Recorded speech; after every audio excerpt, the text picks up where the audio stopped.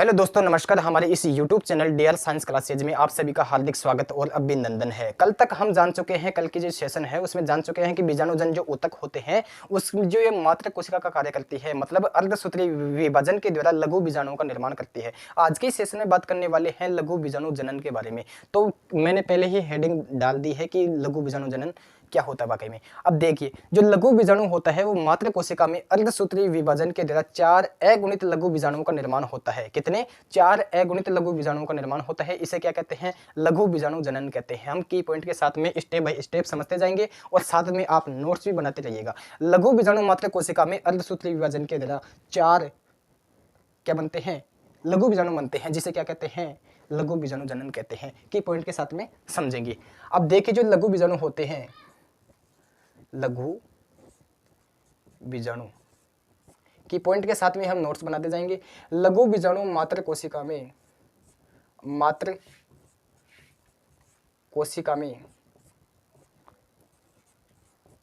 अर्धसूत्री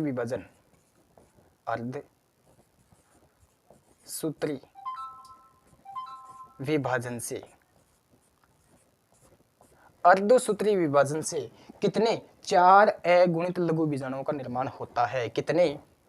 4 अगुणित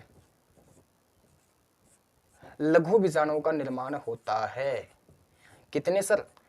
4 अगुणित लघु बीजाणुओं का निर्माण होता है। इसी प्रक्रिया को, इसी प्रोसेस को क्या कहते हैं? लघु बीजाणु जनन कहते हैं। इसे क्या कहते हैं? लघु बीजाणु जनन कहते हैं। अब देखिए, लघु बीजाणु जनन से बनने वाले जो लघु बीजाणु होते हैं, क्या लघु बीजाणु जनन से बनने वाले जो लघु बीजाणु होते हैं वो एक चतुष्क रूप में विन्यासित होते हैं। कैसे? बीजाणु जनन से बनने वाले जो बीजाणु होते हैं, लघु बीजाणु जनन से बनने वाले जो लघु बीजाणु होते हैं वो एक चतुष्क रूप में विन्यासित होते हैं। चतुष्क के रूप में क्या होते हैं? विन्यासित होते हैं। कैसे होते हैं? चतुष्क के रूप में विन्यासित होते हैं। अब ये सर विन्यासित होते हैं किसमें? द्विबीजपत्री पादपों में या एक बीजपत्री पादपों में। अब तो देखते हैं कि सर ये द्विबीजपत्री पादपों में किस प्रकार का विन्यासित पाया जाता है। द्विबीजपत्री पादपों में जो लघु बीजाणु पाए जाते हैं उसका जो चतुष्क है वो किस प्रकार का पाया जाता है? इसमें पाया जाता है चतुष्क फलकीय। कैसा? चतुष्क फलकीय। किस प्रकार का जो चतुष्क पाया जाता है वो पाया जाता है चतुष्क फलकीय, चतुष्क के रूप में पाया जाता है। किसमें सर? द्विबीजपत्री पादपों में। इसी प्रकार एक बीजपत्री पादपों की जो बात करते हैं वो कैसे थे? एक बीजपत्री पादपों में जो चतुष्क पाया जाता है वो कैसे पाया जाता है? की पॉइंट के साथ में आप समझते जाइएगा। द्विबीजपत्री पादपों में चतुष्क फलकीय, एक बीजपत्री पादपों में किस प्रकार का चतुष्क पाया जाता है? इसमें पाया जाता है समद्विपार्श्व चतुष्क। कैसे सर? समद्विपार्श्व चतुष्क। इसमें इस प्रकार का चतुष्क पाया जाता है। क्या? लघु बीजाणु चतुष्क के रूप में पाए जाते हैं। इसमें विन्यासित होते हैं। द्विबीजपत्री पादपों में चतुष्क फलकीय चतुष्क, एक बीजपत्री पादपों में समद्विपार्श्व चतुष्क के रूप में पाए जाते हैं। अब देखिए, जो ड्रोसेरा होती है, ड्रोसेरा में क्या होते हैं? परागकण चतुष्क के रूप में पाए जाते हैं, लेकिन वे संयुक्त परागकण बनाते हैं। अब एक्सेल्पिडेसी कुल के पादपों में क्या? नोट क्या? एक्सेल्पिडेसी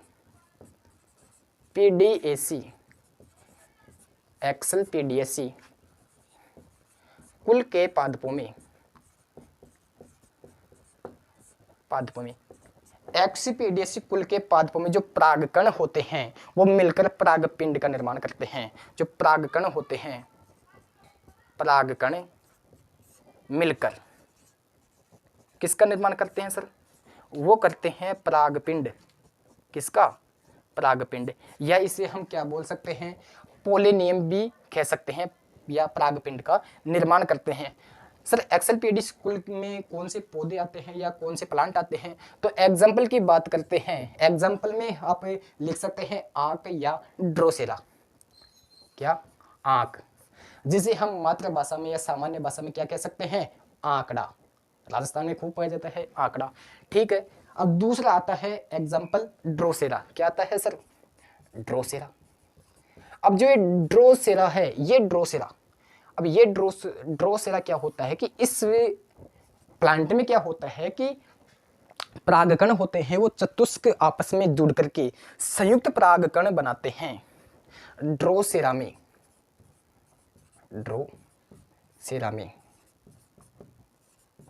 परागकण संयुक्त हो चतुष्क के रूप में संयुक्त होकर जो ड्रोसेरा में जो परागकण होते हैं वो चतुष्क आपस में जुड़कर संयुक्त परागकण बनाते हैं। कैसा परागकण है? संयुक्त परागकण बनाते हैं। संयुक्त परागकण बनाते हैं। चलो ठीक है सर, इतनी समझ में आ गई। अब जो देखिए, जो लघु बीजाणु चतुष्क कैलोज ऊतक से जुड़ा होता है। कौन से ऊतक से जुड़ा होता है? लघु बीजाणु जो चतुष्क होते हैं, इसमें जो चतुष्क पाए जाते हैं लघु बीजाणु में, वो कौन से ऊतक से जुड़ा होता है? वो होता है कैलोज टिश्यू से जुड़ा होता है। अब देखिए, जो टेपिटम होता है, क्या? जो टेपिटम होता है, एंडो जो परागधानी थी उसके जो अंतिम यानी कि आंतरिक स्थल था टेपिटम। अब टेपिटम से स्रावित केलेज एंजाइम द्वारा केलोज ऊतक का अपघटित कर दिया जाता है। इसके द्वारा टेपिटम के द्वारा केलेज एंजाइम का स्रावित किया जाता है, जिससे ये क्या करता है? केलोज जो ऊतक होता है जिसमें लघु बीजाणु क्या होते हैं? ऊतक से जुड़ा होता है। लघु बीजाणु चतुष्क केलोज ऊतक से जुड़ा होता है। अब टेपिटम से द्वारा जो स्रावित एंजाइम होता है, कौन सा? केलेज एंजाइम। ये क्या करता है? केलेज ऊतक, केलेज टिश्यू को क्या कर देता है? अपघटित कर देता है या इसको तोड़ देता है। क्या? इसको अपघटित कर देता है या इसको तोड़ देता है। इसलिए इसमें क्या, इससे टूटने से क्या होता है सर? इसमें जो लघु बीजाणु होते हैं वो क्या हो जाते हैं? मुक्त हो जाते हैं। लघु बीजाणु स्वतंत्र हो जाते हैं, लघु बीजाणु फ्री हो जाते हैं इसके अपघटन से। किससे अपघटन से? लघु बीजाणु ऊतक जो चतुष्क होता है उसके अपघटन से क्या हो जाता है? मुक्त हो जाते हैं। अब बात करते हैं सर परिपक्व जो परागकोश का स्फुटन होता है। मैंने आपको बताया था जो ये परागकोश का जो मैंने बताया था, इसमें जो दो पालियां पाई जाती हैं सर, प्रत्येक पाली में दो कोष्ठनुमा संरचनाएं पाई जाती हैं जिसे लघु बीजाणु दानी कहते हैं। अब एक पाली में दो, तो दो पाली में कितनी? 4। अब ये 4 लघु बीजाणु दानियों में क्या पाए जाते हैं? लघु बीजाणु पाए जाते हैं, जिससे क्या होंगे? ये प्रस्फुटन होंगे। तो लघु बीजाणु क्या होंगे? इसमें मुक्त होंगे। केलोज एंजाइम को अपघटित करके इसमें क्या होंगे? लघु बीजाणु मुक्त होंगे। अब देखिए, जो परिपक्व परागकोश, मान लीजिए ये परिपक्व परागकोश है। अब इसके स्फुटन हेतु कौन कौन सा है सर? इसके भाई ये फटेगा, स्फुटन होगा इसका। इसमें सहायक कौन कौन है? इसमें है स्टोमियम की कोशिकाएं एवं एंडोथीसियम में उपस्थित अल्फा सेलुलोज की पट्टियां। अल्फा सेलुलोज की पट्टियां है ना, चेंज कर अल्फा सेलुलोज की पट्टियां। ठीक है, तो इसमें जो मैंने बताया कि इसमें जो स्टोमियम की जो कोशिकाएं होती हैं या एंडोथीसियम की अल्फा सेलुलोज की जो पट्टियां होती हैं वो इसकी जिम्मेदार होती हैं। किसमें? स्फुटन में सहायता प्रदान करते हैं। स्फुटन के द्वारा परागकोश की भित्ति फट जाती है तथा लघु बीजाणु परागकण के रूप में मुक्त हो जाते हैं। स्फुटन के द्वारा परागकोश की जो भित्ति होती है वो फट जाती है और लघु बीजाणु परागकण के रूप में, लघु बीजाणु परागकण के रूप में, क्या? लघु बीजाणु परागकण के रूप में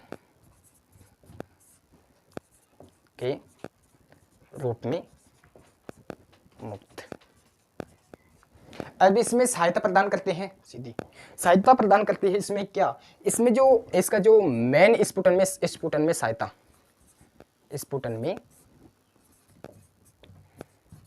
स्फुटन में सहायता कौन करती है सर?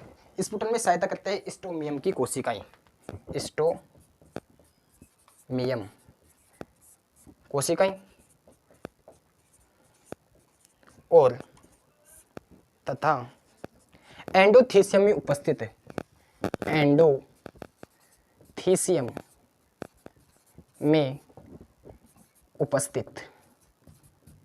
क्या? अल्फा सेलुलोज की पट्टियां, अल्फा सेलुलोज की पट्टियां। ठीक है, इसके स्फुटन में सहायता होती है क्या? स्ट्रोमियम की कोशिकाएं तथा अल्फा सेलुलोज की पट्टियां। अब देखिए सर, ये जो परागकण होते हैं, वो जो लघु बीजाणु होते हैं, वो परागकण के रूप में क्या हो जाते हैं? बाहर निष्कासित हो जाते हैं, बाहर मुक्त हो जाते हैं। अब सर ये बाहर मुक्त हो गए, अब फटेंगे कि जो परागकण होते हैं, अब परागकण के आंतरिक स्तर की बात करते हैं, परागकण में गहराई में जाते हैं कि वाकई में जो परागकण होता है उसकी आकृति कैसी होती है, इसके बारे में जानेंगे। इसकी संरचना, इसका स्ट्रक्चर कैसा होता है। देखिए हम इसको आप ये तो नोट्स बना सकते हैं, बिल्कुल शॉर्ट में बताया है मैंने, और या फिर आप इसका स्क्रीनशॉट लेके नोट्स बना सकते हैं। तो मैं साइड में हो जाता हूँ, आप कर लीजिएगा। मैं आशा करता हूं कि आपने ये नोट्स बना लिए होंगे या आपने इसका स्क्रीनशॉट ले लिया होगा। हम अब बात करने वाले हैं, परागकण मुक्त हो गए, अब परागकण की संरचना की बात करने वाले हैं। परागकण की संरचना की बात करने वाले हैं। किसकी सर? परागकण की संरचना की बात करने वाले हैं कि परागकण की जो संरचना होती है वो कैसी होती है। इन सभी बातों की जानकारी हम अभी करने वाले हैं। हम हेडिंग डाल लेते हैं क्या? परागकण की संरचना। क्या? परागकण की संरचना, इसमें हम हेडिंग डाल लेते हैं परागकण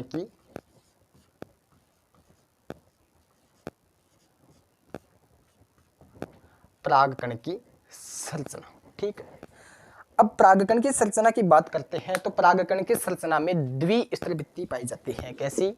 द्विस्तर भित्ति पाई जाती है परागकण की संरचना में। पराग की संरचना में द्विस्तर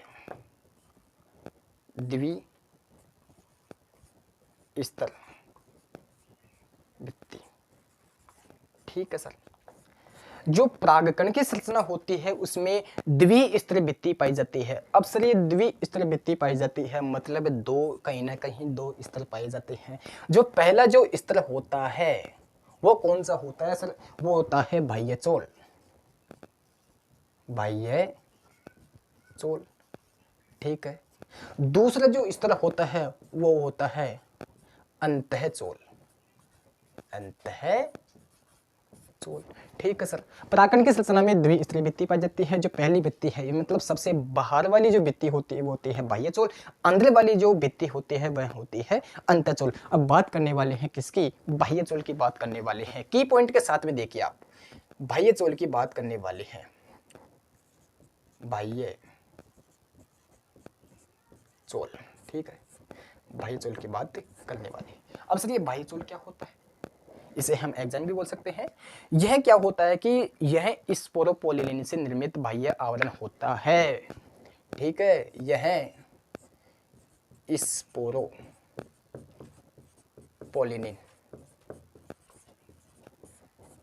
से निर्मित बाह्य आवरण होता है। बाह्य आवरण होता है क्या? बाह्य चोल। यह स्पोरोपोलिन से निर्मित बाह्य आवरण होता है। मैंने बताया था स्पोरोपोलिन। स्पोरोपोलिन कहाँ से स्रावित होता है सर? ये होता है टेपिटम से। टेपिटम से। आप यदि आप नहीं देखे हैं पिछले वाला लेक्चर जरूर देखिए, उसके बाद में ही आपको समझ में आएगा कि स्पोरोपोलिन होता क्या है, ये कहाँ से स्रावित होता है। मैंने शॉर्ट बता दिया आपको कि स्पोरोपोलिन टेपिटम से स्रावित होता है। अब बात करने वाले हैं किसकी? अंतःचोल की। जो परागकण की आंतरिक जो भित्ति होती है वो होती है क्या? अंतःचोल। अंतःचोल। अंतःचोल की बात करने वाले हैं। तो देखिए अंतःचोल, इसको एंटाइन भी बोल सकते हैं। ये क्या होती है कि यह पेक्टोसेलुलोज से निर्मित, ये पेक्टोसेलुलोज से निर्मित कोमल आवरण होता है। ये पेक्टोसेलुलोज, पेक्टोसेलुलोज से निर्मित कोमल आवरण होता है। कोमल आवरण होता है। ठीक है सर, यह पेक्टोसेलुलोज से निर्मित कोमल आवरण होता है, इसके द्वारा ही प्राग नलिका का निर्माण होता है। किसके द्वारा? अंतःचोल के द्वारा ही प्राग नलिका का निर्माण होता है। इसके द्वारा ही प्राग नलिका का निर्माण होता है। प्राग नलिका का निर्माण किसके द्वारा सर? अंतःचोल के द्वारा।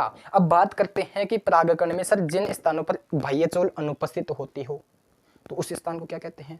परागकण में जिन स्थानों पर बाह्यचोल अनुपस्थित होते हैं, मतलब जहां स्पोरोपोलिन नहीं पाया जाता है, उस स्थानों को क्या कहते हैं? नोट्स बनाइए आप। यानी कि परागकण के स्थानों पर, परागकण के जिन स्थानों पर, जिस स्थान पर बाह्यचोल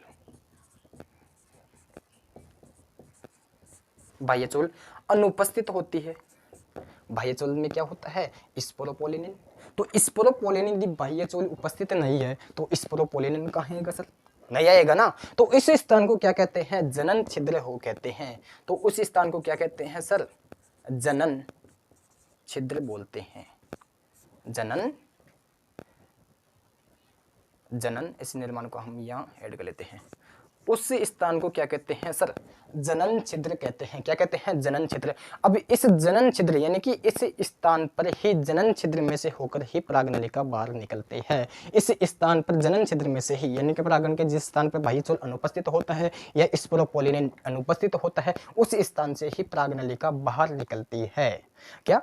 परागनलिका बाहर निकलती है। अब देखिए, परिपक्व परागण होता है उसमें केंद्रक विभाजन के द्वारा विभाजित होकर दो कोशिकाओं का निर्माण करते हैं। क्या? जो परिपक्व जो परागकण में, की पॉइंट में, परिपक्व परागकण में,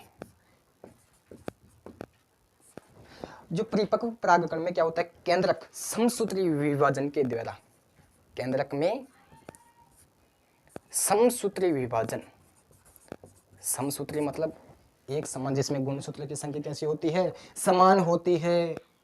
कोशिकाएं विभाजित होकर के, इसके द्वारा जो विभाजित तो समसूत्री विभाजन की तरह कोशिकाएं विभाजित होकर के दो कोशिकाओं का निर्माण करते हैं। यानी कि जो केंद्रक होता है वो एक होता है, इसमें जो केंद्रक होगा उसमें समसूत्री विभाजन होगा। अब ये सर मान लीजिए ये परागकण है, इसमें जो केंद्रक है, अब ये समसूत्री विभाजन के द्वारा दो कोशिकाओं का निर्माण करेगा। यानी कि ये किसके रूप में टूट जाएगा? ये दो कोशिकाओं के रूप में टूट जाएगा। मतलब एक ही परागकण है, इसमें दो कोशिकाएं केंद्रक बन जाएंगे, इसमें दो केंद्रक बन जाएंगे। अब देखिए, विभाजित होकर के, आंगले नीचे कर, विभाजित होकर के, आंगले नीचे कर, इसको मिटा लेते हैं, विभाजित होकर के। अब परिपक्व परागण में केंद्रक समसूत्री विभाजन के द्वारा विभाजित होकर दो कोशिकाओं का निर्माण होता है, जिसमें जो बड़ी कोशिका होती है, यानी कि जो ये मान लीजिए केंद्रक समसूत्री, अब जो ये छोटी कोशिका हो गई, ये बड़ी कोशिका हो गई। जो बड़ी कोशिका है वो क्या कहलाती है? कायिक कोशिका। क्या कहलाती है सर? कायिक कोशिका। ठीक है। अब ये छोटी वाली क्या कहलाती है सर? जनन कोशिका। मैंने आपको डायग्राम्स के माध्यम से समझाया है। केंद्रक समसूत्री विभाजन के तहत जो दो कोशिकाओं का निर्माण होगा, जिसमें बड़ी कोशिका क्या कहलाएगी? कायिक कोशिका। छोटी कोशिका क्या कहलाएगी? जनन कोशिका कहलाएगी। अब परागकोश के स्फुटन के समय हम इसको ऐड कर लेते हैं। क्या? इसको ऐड कर लेते हैं, जिसमें समसूत्री विभाजन के द्वारा दो कोशिकाओं का निर्माण होता है, का निर्माण। ठीक है। जिसमें बड़ी कोशिका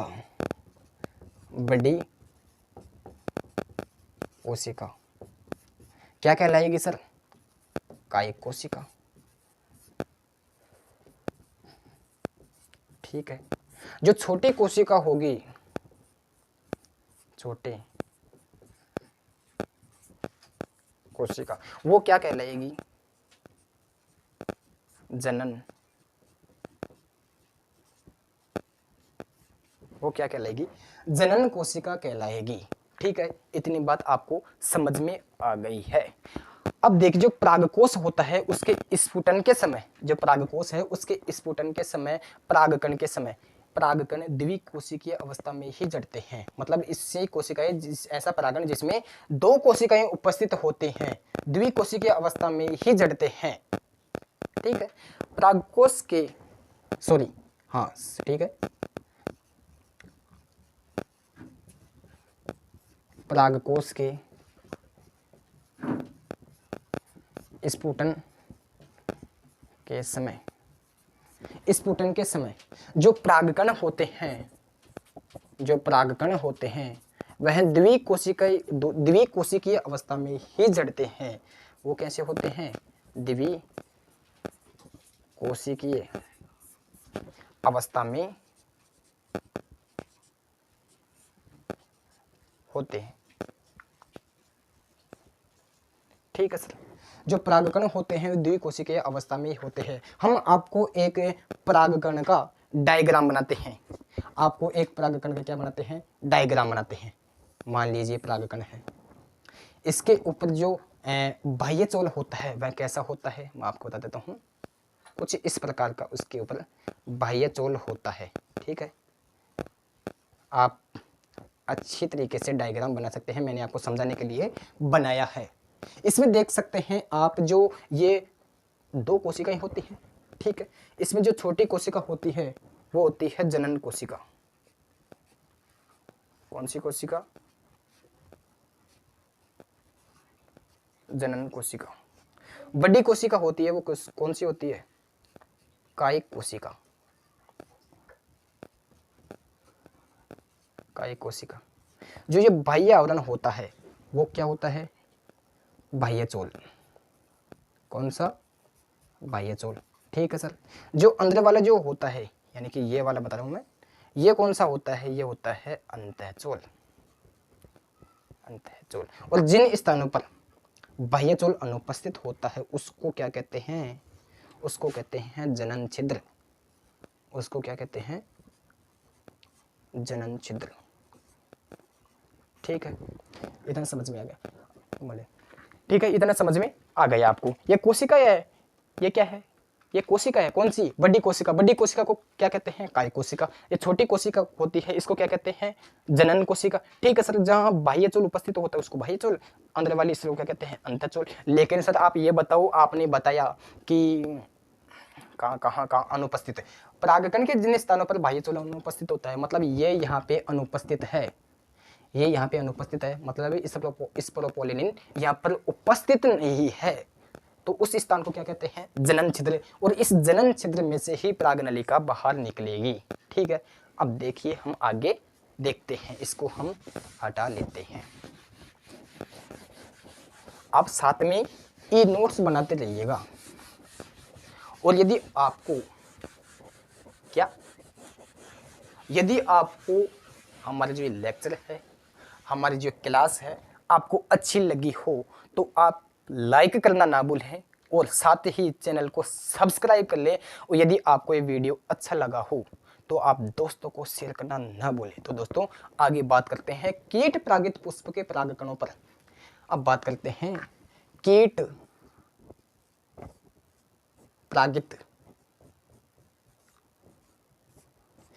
परागित जो पुष्प होते हैं, कीट परागित पुष्पों के परागकणों में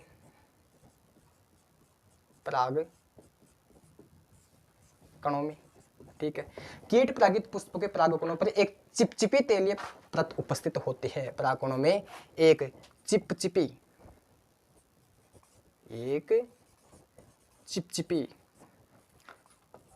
तेलीय परत उपस्थित होती है।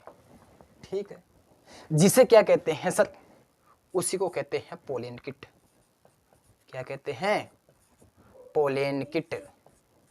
ठीक है, पोलेन किट कहते हैं। अब पोलेन किट क्या होती है मैं बिल्कुल अच्छी तरीके से समझाऊंगा, हर चीज को एक्सप्लेन करूंगा, क्योंकि पढ़ाने का जो मेन मकसद होता है कि स्टूडेंट को पूरा समझ में आना चाहिए। मायने ये चीज नहीं रखती है कि आप कितना पढ़ा रहे हैं, मायने ये चीज रखती है कि आप पढ़ा कैसे रहे हैं, कितना पढ़ा रहे हैं, ये मायने नहीं रखता है। मायने ये लगता है कि जो पढ़ाने वाला है, क्योंकि किताबें बहुत होती हैं पढ़ने के लिए, खूब होती है किताबें पढ़ने के लिए, लेकिन मेन डिपेंडेंट किस पे होता है? व्यक्ति की भाषा शैली पर, वो किस तरीके से पढ़ा रहा है, मेन डिपेंडेंट होता है। वो कहते हैं ना सीआईडी में, कौन, मैं उसका नाम नहीं जानता हूँ, वो दया को कहता है, अरे दया कुछ तो कमी है, ठीक है, जो इसको कहते हैं पोलन किट। अब पोलन किट क्या होता है? परागकण हेतु कीटों को आकर्षित करता है। पोलन किट का जो मेन कार्य है, पोलन किट का जो मेन कार्य क्या होता है? परागकण हेतु कीटों को क्या करता है? आकर्षित करता है। परागण हेतु कीटों को आकर्षित करता है, आकर्षित करता है, ठीक है। इतना समझ में आ गया? तो भाई इतना समझ में आ गया तो फिर बच गया क्या? ठीक है, अब देखते हैं परागकणों को जो आकर्षित करते हैं तथा परागकणों को पराबैंगनी किरणों से बचाते हैं। कौन? Pollen kit. परागकणों को पराबैंगनी किरणों से बचाता है। कौन? पोलन किट, ठीक है। अब इसके चिपचिपे होने के कारण परागकणों को, चिपचिपे होने के कारण, जैसे मान लीजिए एक चिड़िया उड़ी आके इस फूल पे बैठी, ठीक है, ये हमारा फूल है, इस पे एक चिपचिपी पदार्थ पाई जाती है, इसी में परागकण होते हैं। चिड़िया आई और इस पे बैठ गई, ठीक है सर, बैठ गई चिड़िया, इसके ऊपर बैठ गई। अब बैठ गई तो क्या हुआ? इसके ऊपर चिपचिपी तेलीय परत है जो इसके ऊपर चिपक जाएगी, मतलब साथ में क्या है? परागकण हैं जो इस चिड़िया के चिपक जाएंगे। अब ये चिड़िया उड़ के कहीं दूसरे पौधे के पुष्प पर जाकर बैठेगी और यहाँ बैठेगी और यह क्या करेंगी? परागकण जड़ जाएंगे। इसी को कहते हैं कीट परागण कहते हैं। किसको कहते हैं? कीट परागण। अब ये पोलन किट क्या होता है सर? मैंने आपको बता दिया है कि इसके ऊपर जो कीटों को आकर्षित करती है और एक पराबैंगनी किरणों से बचाती है, तो ये क्या करेगी कि चिपचिपी पदार्थ परत होने के कारण ये क्या हो जाएगी? कीट से चिपक जाएगी। मैं कीट की बात कर रहा हूँ, चिड़िया हो गई इसमें, कीट में वैसे कीड़ा मकोड़ा खूब आते हैं, तो मैं एक एग्जाम्पल के तौर पे बता रहा हूँ आपको, ठीक है। तो चिपक जाएंगे और पुष्प के ऊपर जाकर के परागकण जड़ जाएंगे, ठीक है। तो ये कीट परागण हो जाएगा। अब बात करते हैं सर पराग एलर्जी। हमने कहीं ना कहीं यह भी पढ़ा है कि जो पराग, इसको हम डायग्राम के माध्यम से समझाने की कोशिश की है, आप समझने की कोशिश कीजिए। आप भाई ने मत ढूंढिए, समझने की कोशिश कीजिए। अब मैं बताता हूं आपको पराग एलर्जी होती क्या है, ठीक है। आप हेडिंग डाल लीजिए, आप हेडिंग डालिए, जैसे जैसे मैंने रेड कलर की हेडिंग डाला हूं वैसे वैसे आप भी हेडिंग डाल लीजिए। पराग एलर्जी, पराग एलर्जी, ठीक है। पराग एलर्जी बता, परागकण के टेपिटम के द्वारा निर्मित प्रोटीन बाह्यचोल में उपस्थित रहते हैं। क्या? परागकण के टेपिटम के द्वारा, अब टेपिटम के द्वारा निर्मित प्रोटीन क्या होते हैं? बाह्यचोल में उपस्थित होते हैं। लिख लेते हैं, परागकण के टेपिटम के द्वारा, टेपिटम के द्वारा निर्मित प्रोटीन, निर्मित प्रोटीन बाह्यचोल में उपस्थित होते हैं, बाह्यचोल में उपस्थित होते हैं, ठीक है। बाह्यचोल में उपस्थित होते हैं। ये प्रोटीन मनुष्य में कैसे होते हैं? एलर्जी कारक होते हैं। ये मनुष्य में एलर्जी कारक होते हैं। कैसे होते हैं? एलर्जी कारक होते हैं। कैसे होते हैं? एलर्जी कारक होते हैं, ठीक है सर। इसे पराग एलर्जी कहते हैं। इसे ही क्या कहते हैं सर? पराग एलर्जी कहते हैं। इसको क्या कहते हैं? पराग एलर्जी कहते हैं। टेपिटम से निर्मित जो प्रोटीन होता है वो परागकण के बाह्यचोल में उपस्थित होता है। ये मनुष्य में एलर्जी कारक होते हैं और इसी को क्या कहते हैं? पराग एलर्जी कहते हैं, ठीक है सर। इतना समझ में आएगा। अब एग्जाम्पल की बात करते हैं। क्या? एग्जाम्पल, उदाहरण की बात करते हैं। जैसे होती है गाजर घास, क्या? गाजर, गाजर घास की बात करते हैं, इसे पार्थेनियम भी कह सकते हैं। ठीक है सर, इसे पार्थेनियम भी कह सकते हैं। अब बात करते हैं चिनोपोडियम, चिनोपोडियम एग्जाम्पल की बात करें हम, चिनोपोडियम हम इसको कांग्रेस घास भी कह सकते हैं, कांग्रेस घास भी कह सकते हैं।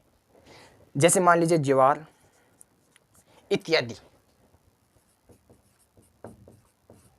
ज्वार इत्यादि के परागकण मनुष्य में एलर्जी उत्पन्न होते हैं। ऐसे इस प्रकार के जो परागकण होते हैं वो मनुष्य में क्या करते हैं, एलर्जी उत्पन्न करते हैं। क्या करते हैं, एलर्जी उत्पन्न करते हैं। ठीक है, हम सॉरी ये पड़ गया नीचे, एलर्जी कारक होते हैं। अब बात करते हैं कि सर जो पीत ज्वर होता है, स्टार लगा के लिखिए आप, पीत ज्वर होता है यानी कि हे फीवर, अरे हे फीवर, हे बुखार, ठीक से क्या, पीत ज्वर, पीत ज्वर, या इसे हम कह सकते हैं हे फीवर।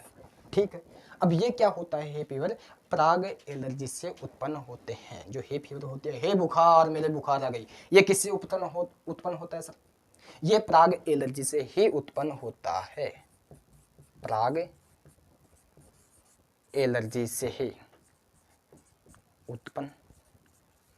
ठीक है, अब बात करते हैं किसकी, हमने पढ़ ली पीत ज्वर या हे फीवर। दूसरा अब करते हैं पराग कणों के अध्ययन की शाखा को क्या कहते हैं सर। हमने इतनी बातों जान ली परागकणों की ऐसे ऐसे ऐसे, लेकिन आप तो इसके अध्ययन की शाखा को नहीं समझे। परागकणों के अध्ययन की जो शाखा होती है, परागकण के अध्ययन की शाखा,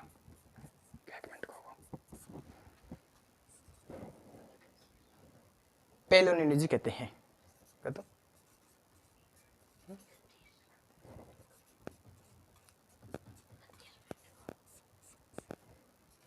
31, ठीक है, इसकी शाखा को क्या कहते हैं सर, पेलोनियोलॉजी कहते हैं।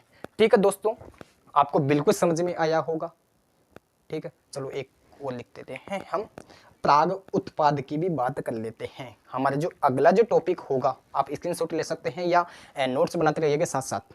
ठीक है, आशा करता हूँ आपने बिल्कुल ये काम किया होगा। मैं इसको हटा लेता हूँ यहाँ से और हम आगे टाइप करते हैं। क्या पराग उत्पाद की बात करते हैं सर। अरे सर कैसी बातें करते हो, पराग उत्पाद, अरे बिल्कुल, पराग से जो हमें प्रोडक्ट मिलते हैं, उत्पाद मिलते हैं, उसका हमारे दैनिक जीवन में जो काम है वो वाकई में है क्या। अब बात करते हैं पराग उत्पाद की, ये संरचना हो गई। ठीक है, हम इसको हटा लेते हैं। अब बात करने वाले हैं इसकी पराग उत्पाद की। ठीक है, पराग उत्पाद की बात करने वाली है। पराग कणों को पोषक पदार्थों के रूप में खाया जाता है। पराग कणों को हम इसको बंद कर लेते हैं। पराग कणों को पोषक पदार्थों के रूप में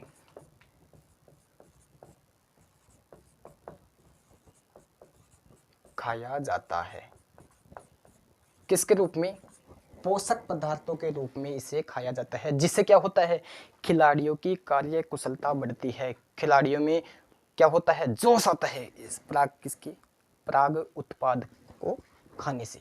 ठीक है, अब देखिए जो मैं आपको बता रहा हूं, परागकणों के द्वारा निर्मित क्रीम का इस्तेमाल, जो परागकण के द्वारा एक क्रीम का इस्तेमाल किया जाता है मनुष्य में, ये क्या करती है कि पराबैंगनी किरणों से बचाने हेतु किया जाता है। वो लगाते हैं ना कि वो क्या लीपा चोपा, वो क्या बोलते हैं उसको, क्रीम पाउडर, जो क्रीम पाउडर उसको बोलते हैं क्रीम।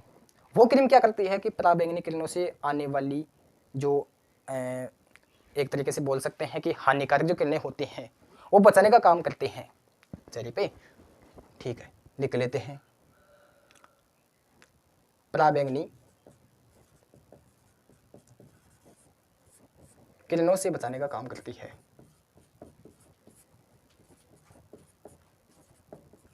बचाने हेतु परागकण क्रीम का इस्तेमाल किया जाता है, इस्तेमाल किया जाता है। ठीक है सर, पराग उत्पाद हो गया हमारा कंप्लीट। ठीक है, अब परागकण की जो जीवन काल है उसके बारे में हम कल के सेशन में चर्चा करेंगे। तो आज के सेशन में हमने क्या क्या पढ़ा?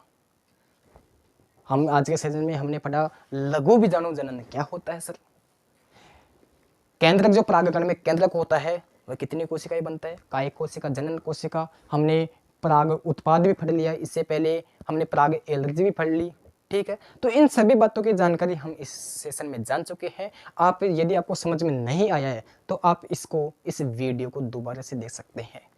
पैसे न लग रहे हैं आपके पैसे बिल्कुल भी न लग रहे, आप इसको दोबारा भी देख सकते हैं। ठीक है, तो दोस्तों आपको यदि ये वीडियो पसंद आया है तो आप इसको लाइक करें और सब्सक्राइब करें और दोस्तों को शेयर करना बिल्कुल नहीं भूलें। तो जय हिंद दोस्तों, नमस्कार, मिलते हैं कल के इस क्लास में। तब तक के लिए बने रहे। जय हिंद, जय भारत।